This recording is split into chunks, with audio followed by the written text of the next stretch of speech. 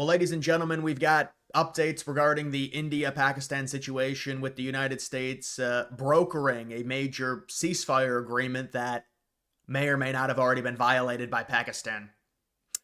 You can see there's blasts heard in the Indian administered Kashmir hours after ceasefire announcement. We're going to go through the ceasefire, what the administration is trying to portray with this, and the report is that Vance and Rubio had huge parts in terms of this ceasefire with top officials in Pakistan. Their prime minister came out and praised Donald Trump. Donald Trump was the first to announce the ceasefire this morning, but now there's potential strikes within the Kashmir after the ceasefire. People saying Pakistan has already violated the ceasefire agreement. But this is very interesting considering Donald Trump came out a few days ago, JD Vance, they were united. It was very consistent that we were not going to be involved. It was total neutrality. And I think we can kind of understand that we're not going to be involved. We got a new update here. United States takes credit for ceasefire, but it was pushing on an open door. Yeah, I mean, Trump definitely, I mean, even Pakistan came out and said, we thank the United States for facilitating this. And Trump and Vance had said, it's not our business. Vance said it is absolutely none of our business, unless, of course, you can potentially help negotiate some type of peace agreement. I mean, these are two nuclear powers, and this is why we elected someone like Donald Trump. It's very no nonsense. It's not our concern. They're thousands of miles away. We're done with these type of wars. We've seen Trump with similar rhetoric when it comes to Iran, and now his relationship with Netanyahu is strained to the point to where he doesn't even talk to him. He's firing these neocons waltz left and right. They're leaving the administration. Even someone like Hegseth now has come out and said, no, I'm against the war with Iran by proxy to help Israel. It's not going to happen.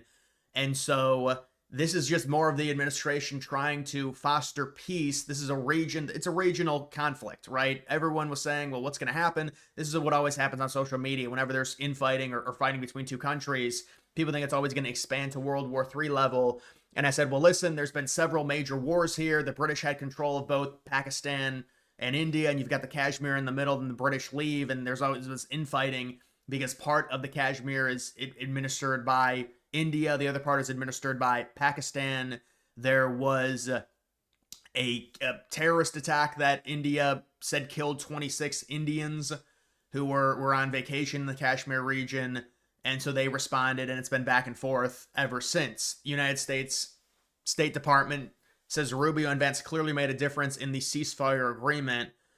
A U.S. Department spokesperson said that the ceasefire reached between India and Pakistan was a result of several conversations between Rubio and Vance over the past 48 hours with the top officials in each country. Quote, it was a beautiful partnership. This was the result of Vance, of course, and the entire government and the vision in implementing the insight and the vision of President Trump, along with Marco Rubio. What India and Pakistan said, India's foreign secretary did not mention U.S. involvement when announcing the agreement, and an Indian statement said the deal was worked out directly between the countries. Meanwhile, Donald Trump claimed this morning that the ceasefire was brokered by the United States, but a Pakistani government source familiar with negotiations told CNN that the U.S. and Rubio in particular played a critical role in getting both sides to agree. Quote, it's been a long 48 hours, but this is the point of what we do. Multiple phone calls at multiple levels with each government were had, certainly with the prime ministers over this period of time, back and forth conversations with JD Vance along with Marco Rubio. We thank President Trump, Pakistan's prime minister says, after the ceasefire. You can see Donald Trump announces, Trump was the first one to say that the fighting was halted. India and Pakistan confirmed. And we'll see what comes of this situation, because there are reports of blasts after the ceasefire was agreed, which I think it got agreed around 4 or 5 o'clock in the afternoon local time, like New Delhi time. It was early afternoon. Trump announced it around 7:30. There you go, 7:30 Eastern, 5 o'clock New Delhi time is when this ceasefire was supposed to go into effect. And we'll see what comes of this. People saying it gave Pakistan an off-ramp. But the point of it is, when it comes to this administration, it is no nonsense. It is, we're going to do anything we can to not have these conflicts balloon into something they're not supposed to. This is a regional situation, and if there's a way that we can facilitate some type of peace, apparently Rubio was very hands-on and very involved in it, and so was JD Vance. So We'll see what the updates end up being in terms of these strikes after the ceasefire agreement. But this was always a regional conflict. The only way the United States would be involved would be in the form of potentially trying to foster or mediate some type of peace agreement, which it seems like supposedly has happened. Again, you're getting updates every hour.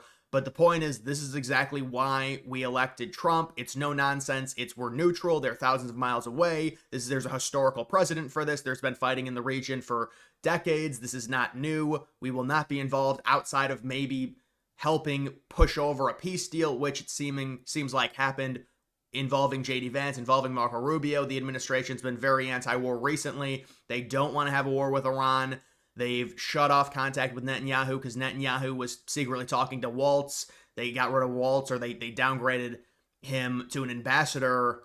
And so this is all happening. And now you're also talking about the ceasefire with the Houthis. It's like, oh, they lost that. It doesn't matter. I mean, Vance didn't even want to bomb the Houthis. If you look at the signal messages originally, he said there's no point. It was an international waters issue. The United States has very little trade that goes over those waters. And so the United States and Houthis came to an agreement, which, by the way, Israel, I'm sure, did not like. So there's been a lot of anti-war sentiment within the administration over these past weeks, I would say. And look, when it comes to something like this, you've also got the situation with the minerals deal in Ukraine. That could help peace, believe it or not, because now Ukraine is being armed by the United States, which could force Russia to come to the negotiating table now that they know the United States is going to be sharing their intelligence, the United States is going to be funding them with weapons, and we're going to be getting that money back through minerals. That's the whole point of the minerals deal, but it's peace through strength in terms of something like that. When you facilitate something to where we were just giving them a bunch of money under Biden, well, now we have a safeguard in terms of the minerals that we can get back, and it justifies us funding Ukraine to a degree. I know some people don't want us to fund Ukraine at all, but then that would very likely prolong the war even more, because Russia would be able to get into an even more favorable position without us helping Ukraine. There are drawbacks to that, I understand, in terms of our relationship with Russia, but I still think Trump's going to be able to broker something in terms of a ceasefire agreement there, hopefully. But either way, when it comes to something like this, you're talking about the United States having some involvement, India kind of downplaying it, Pakistan saying we thank Donald Trump, we thank the United States for doing this, Trump being the first one to announce there had been a ceasefire agreement reached, and now you've got maybe blasts happening in the Kashmir region, people saying, well, it's already been broken. We'll have to see. Obviously, this is a thing that just gets updated every minute, and we're not exactly sure if the ceasefire will stick. This wouldn't be the first time a ceasefire has been broken, but the point of it is, the moral here is that the United States is proactive.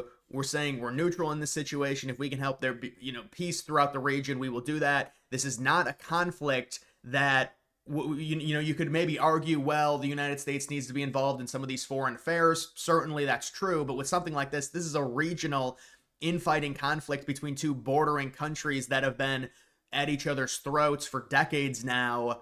This goes back to the British rule over both, at the time, the United Pakistan and India. So this is nothing new.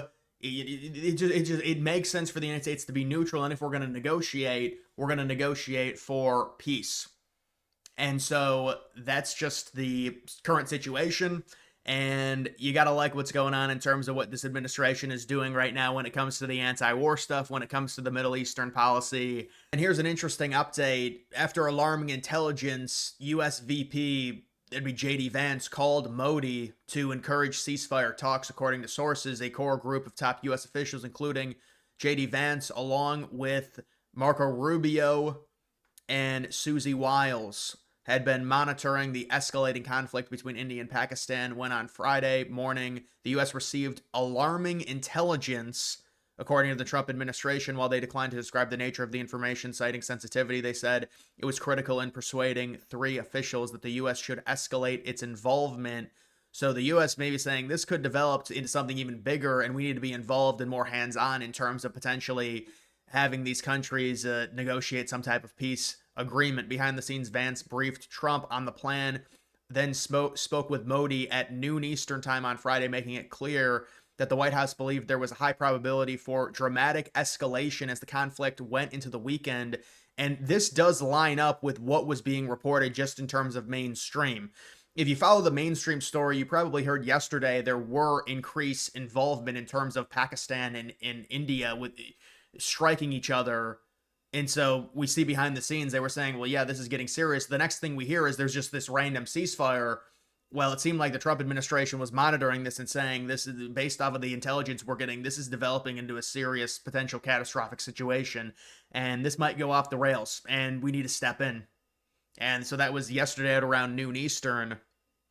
And Vance had encouraged them to call Pakistan directly and consider options available for de escalation. This is very good leadership by Vance and Trump. And see, this is what we want. We want there to be proactiveness within, you know, and this is all about, we want peace. It's not like, oh, there's nothing in terms of aggressiveness in nature on what Vance is saying. He's saying we're getting some intelligence that's saying this is going to escalate to a crazy situation, possibly a catastrophic situation that we don't want. And then it also talks about Vance talking about an off-ramp to Modi that Pakistan would be open to. Following the call, including Rubio worked the phones with their counterparts in India, Pakistan through the night, according to the sources. The Trump administration was not involved in helping draft the agreement, according to the administration.